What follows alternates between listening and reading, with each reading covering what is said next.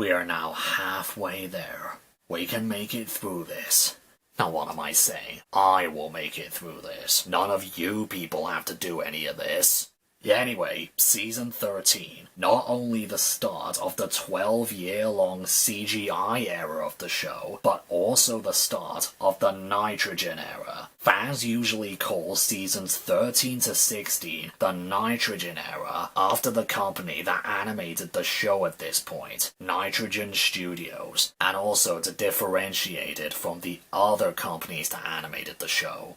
And I've got to be honest, after what I had to sit through in the hit era seasons I had never fully watched before, I heartily welcome this different style.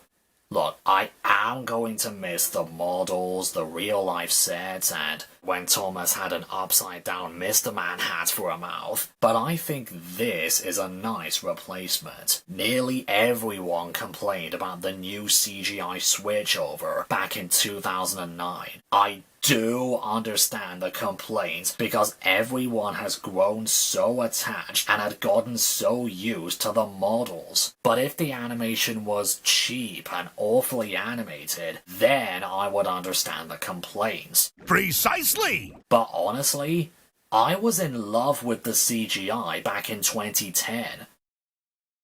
No, really, I was. I thought it looked amazing. The models were translated perfectly, some of the sets were well constructed, and they don't look too different from their current model counterparts. Some parts of the grass, bushes, and trees were well detailed. The humans and animals were designed more realistically than those little figurines, but not too realistically. It's just their own style. They had put in some camera shots that they never would have done with the models, like undercarriage shots as an example. I love the snow shots, the dawn and dusk shots, and especially the night shots. And I love the amount of weight and momentum the engines have whenever they move. Like, the engines would wobble a bit when they bump into trucks and stuff like that. It really shows how heavy they are. Although, it's not entirely perfect. Some shots have great lighting, while some others don't. When you compare a shot of, say, Brandom Docks from the Nitrogen era to a shot of the same set from the Arc Productions era, the Nitrogen set looks much darker, has less colors, and is more dull looking. I think this was their attempt on making it look more realistic or industrial, but I think it just backfired. I think that this darkness only works best in the dawn, dusk, and night shots. It's more fitting there. Even though there are sets like Knapford Station, McCall's Farm, and the new Tidmouth Town Hall are nice detailed set pieces, the sets they keep on using over and over again, usually the main line, are just long empty stretches of nothing. Just 3 tracks caged by bushes, trees in the background, occasionally some signals, points, or a signal box, and hardly anything else. They also neglected adding brake vans to everyone's trains. They already neglected them plenty of times in the hit era, even though the modelers should have known better, but nowhere near the amount of times as in this era. It's most noticeable in story-driven trains. You know, Emily's Flower Train, or the storybook trucks, and etc. I don't care if they were mainly pulling just one truck, it just looks so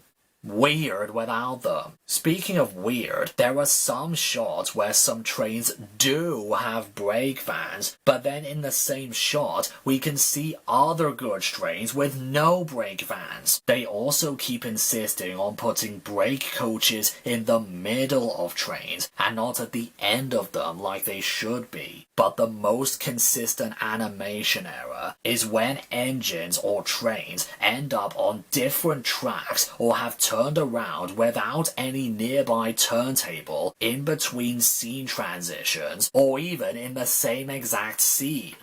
Now on to the other huge addition to the show. voice acting, specifically hiring a couple of voice actors to voice the characters in the show, instead of the narrator doing all the voices himself. This is something I massively approve of. Since they can animate the engine's mouths now, it makes sense to give them different unique voices and not to include he said or she puffed or whatever to the narration. And the voices they chose for the UK dub are near perfect. Much better than some of the voices in the US dub, in my opinion. Hello, Thomas. That's a funny funnel. Keith Wickham does a great booming voice for Gordon, a perfect elderly voice for Edward, and a nice unique voice for Henry. I love the fact that Teresa Gallagher keeps the Scottish accent Michael Angelis gave her. She has a nice motherly voice for Mavis, and an unbelievably cute voice for Rosie. Spencer sounds delightfully pompous, Toby has a pretty good voice, and Victor... Don't look so miserable, Thomas. We'll find you a nice spare funnel and have you out and about in no time. Kevin, let's see what we have for our good friend Thomas. Oh god. I have gotten so used to hearing David Badella's voice for Victor in later seasons that I completely forgot Matt Wilkinson voiced him in the Nitrogen era. I'm sorry, but this just sounds awful by comparison. I really just want to edit Victor's US voice into the UK dub just to make it more comfortable. This funnel makes me feel silly. Not at all, my friend. It's splendid. It will help you puff very well until your old funnel is fixed. Speaking of which, I should talk about the new characters. Hero is the best character this season, hands down. He has a pretty good backstory, even though it screws up Sodor's history, a really cool design, a nice humble character, and Togo Igawa does a great job voicing him. Charlie is an awful character to me. I'm not gonna sugarcoat it, he is terrible. All he ever wants to do is to have fun, or force other engines to have fun instead of working. He convinces Thomas to race along bumpy tracks instead of just dropping off Alicia Botti. And he does the same thing to Edward next season. But I'm getting ahead of myself. Not to mention, he doesn't have that good a voice. Hello, are you Thomas? I'm Charlie. I've heard a lot about you. The engines on the mainland say you're even more fun than me. Victor is not given a whole lot to go by in the Nitrogen era. His true colors really shine in later seasons. Here, he's just... there. I feel as if Kevin was made just to say the same joke line over and over and over again, which wasn't even that funny in the first place. Sorry, boss. It was a slip of the hook. Oh, Kevin. Ah. Sorry, boss. It was a slip of the hook. Yes, we know, Kevin. We know. Oops. Sorry, Thomas. It was a slip of the hook. I know, Kevin, I know. Although, I kinda like how he was portrayed in Steamy Sodor, showing that he does know what to do and tries to make Thomas see sense. If only he just wasn't so clumsy. Most of the episodes this season are pretty bad. All 20 of them follow the 3 strikes formula. Again! Which makes the characters a lot dumber. Thomas and his constant obliviousness is overused in this season, and we once again have only one episode with the other Steam Team members. Except Edward. Why the hell has he been left out? The loads they have been asked to deliver are just juvenile, and they really shouldn't have been delivered by trains. Storybooks, bees, flowers, bubble liquid, flour, strawberries, etc. And all of the episodes and the narration feature way too much alliteration. Thomas was chuffing cheerfully to Brandon Docks. Suddenly an idea flew into Thomas's funnel. Thomas's pistons pumped and his wheels whirred. At last, Thomas puffed proudly into Knapford. Exclamations. Cinders and ashes. Bust my buffers! Flat my funnel. Fizzling fireboxes. Blistering boilers. Clattering carriages. Trembling trucks. And rhyming as well, as if the writers confused this show for a Dr. Seuss production. Thomas and Charlie roared and raced. Their funnels were fiery, they were soon red-faced. Alicia Botti could not believe her eyes. My goodness me, this is a surprise. Thomas and Charlie bounced and bumped. Alicia Botti juddered and jumped. My favourite episodes this season, or should I say the least bad ones, are The Lion of Sodor, because it adds a bit more backstory to Sodor's history, which I like. Toby's new whistle, because even though they downgraded Toby to be an utter wimp at this point in the show, I can understand his refusals to blow his 3-chime steam whistle. Hero helps out because Hero was trying to do the right thing by helping the Fat Controller. Even though they were the wrong orders, I like that he didn't wish to bother him after hearing he was too busy. And my favourite, Tickled Pink. Not only was it strangely nice seeing a main character in a different colour for the majority of an episode, but it gives us a legit enough reason why James remains pink. It introduces the concept of undercoats into the show, something none of the other seasons did, not even the classic ones, and James's reason for hiding himself away was understandable for someone like him. But the rest of the episodes are pretty bad. Creaky cranky. None of the loads were heavy. They were just single flatbeds with average amounts of weight. And Cranky has clearly lifted much heavier loads than Thomas. Hell, he lifts Spencer, a much heavier engine, in Misty Island Rescue later on, and it didn't damage him there. Can you at least be consistent with your stupidity? Double trouble. Not only are they screwing around with the show's continuity, but now they wish to screw up the Hat family tree. Even as a twin brother, which he suddenly has now, Siloam Hat is just lazy as hell by design. He looks, dresses, and sounds exactly the same as Sir Topham Hatt, but he has a moustache and he just causes trouble around the railway for no reason. Isn't it any wonder Siloam Hat never appeared again after this episode? Not even in the rest of the Nitrogen era. It's like even they weren't proud of this character. Slippy Sodor. Seriously, why does this funnel even exist? Even as a worthless spare funnel? And, you know, this whole situation with the bubble liquid could have been avoided if they just... oh, I don't know, put a lid on the barrel? The early bird.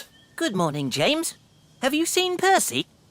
No, I have too much to do to see Percy. Says an engine who's just sitting in the sheds doing nothing right now.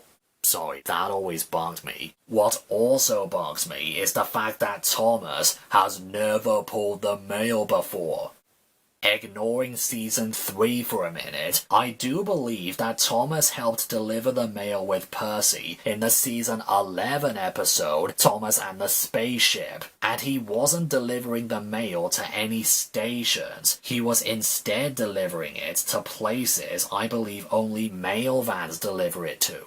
Playtime, my aforementioned complaint about Charlie, and the fact that Annie doesn't say anything to Thomas when he's rushing to the town hall. These coaches have mouths. They have voices, later provided by the easily affordable Teresa Gallagher. Why don't they ever use them? Percy's parcel. The Fat Controller tells Thomas his special job and then he leaves, only to return to the sheds literally 20 seconds later to tell Percy his special. Why the hell didn't he just tell Percy right after talking to Thomas? This whole incident with the box wouldn't have happened if he hadn't have left. a blooming mess. If Mavis was so busy, she wouldn't have been on this bridge. She should have been at the quarry if that was the case. In fact, why wasn't Mavis anywhere at the quarry until after the second strike? And did Emily really think just dumping the flatbeds where they were was going to make the quarry beautiful, and not by unloading the flowers? Splish, splash, splosh. The first scene with Thomas and Rosie was really cute, but then after that, the episode took a huge nosedive and crashed. Doing it the first time with Charlie was okay, because he would laugh at literally anything, but Emily and James, regardless if they were carrying loads that weren't coupled up, they wouldn't have found being splashed with muddy rainwater fun at all. James especially, and it wasn't until the 5th time that the water put out Thomas's fire. But wait, if it was the water that put it out, then how was it possible that Thomas was able to keep on going, then reverse back to the bridge, and then his fire went out? This is just inconsistent stupidity. The background music is admittedly much better than most of the forgettable and constantly reused hit era music. I think they were still using character themes for the characters, but I'm not too sure. And the vocal songs, or song, is Roll Along. I don't like this one. The beat is fine, I guess, but the lyrics are too simple, the singer is not as energetic as in the other song I'll talk about, and there is no actual chorus to this. It's just this set of lyrics that's fine for a verse, but they repeat it 4 times. But they just changed the lyrics of the first half. But the other song associated with this season is much better. Go Go Thomas. I know this one was from Hero of the Rails, but I'm going to add it in here just so I'd have more to talk about. Anyways, I really do like this one. It's catchy as hell, the singer is pumped, it actually has verses and a chorus, and it describes the events of the movie really well. And I'm kinda glad that they have adults singing all the songs now. I don't think Go Go Thomas would have had the same punch to it if children sang it.